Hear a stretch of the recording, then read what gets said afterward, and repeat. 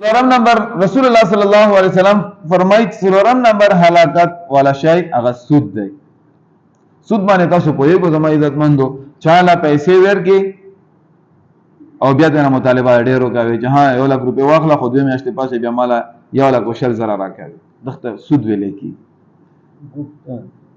او دا د الله او الله رسول سره جنگ دی. په بینک کې پیسې یې خوي په دانیات باندې چې مال ته ګټه راځي سود دی او ډیرو خلکو په کې یې خوي او خلکو ته فائدہ یې جره ما فائدہ وکړه. الله تبارک وتعالى په صدقو کول سره الله پاک مال زیاتوي او په سود سره الله پاک مال کموي. تا خو ظاهرا ویل چې ما مال زیات شولو خو لیکن په حقیقت کې تا مال زیات نه شولو. ګوره دا الله فرمایي چې تا مال زیاتېږي نه، په سود کول سره تا مال کمیږي. او ظاهرا خو ته درې دی چې 1 لک نه 1.5 لک جوړې شولې، او چې الله فرمایي چې ما لک کموم یې لږه نو هغه پیسې وته نه په خزای کې نه لګيږي، پیسې وته نه په نورو غلطو ځینو کې ولګي. نو دیو جنا زما عزتمند سود نه ځان وساتو. بس په تاسو په باندې خپويګو هر سړی د خپل ځان معلوم دی چې راځه کم کار کوم ټیک کار کوم کا غلط کار کوم. ډېر خلک دغه سود ټیرونو پر روزګار کې کوي چې بس تا مې ټیرونه واغستل په یو لګ نه ټیرونه منځ کې وی چې نه یو بیا خارسم شول منځ کې مال دې 1.5 لک روپۍ راکې دا سود دی. نو لہذا سود نه ځان ساتل پکار. سود هلاکت ولا شی.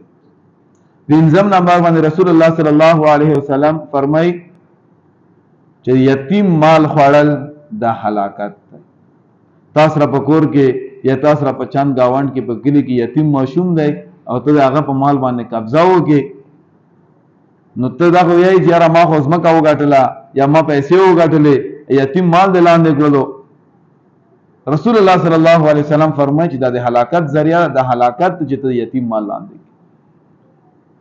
او پیغمبر علیه الصلاۃ والسلام فرمایي چې په کورونو کې ټول نه بهترین کور هغه کور دی چې په هغه کې یتیم سره ښه سلوک کیږي، او په کورونو کې ټول نه بدترین کور هغه دی چې کم کور کې یتیم سره بد سلوک کیږي.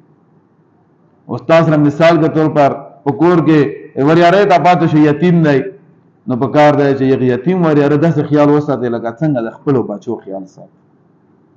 دا هغه په مال باندې قبضه نه اچول چې هغه په مال باندې قبضه واچي، دا هغه مال فضل نه لګاول، فضل نه ضایع کول، او که فضل ضایع کول نو هلاکت دی.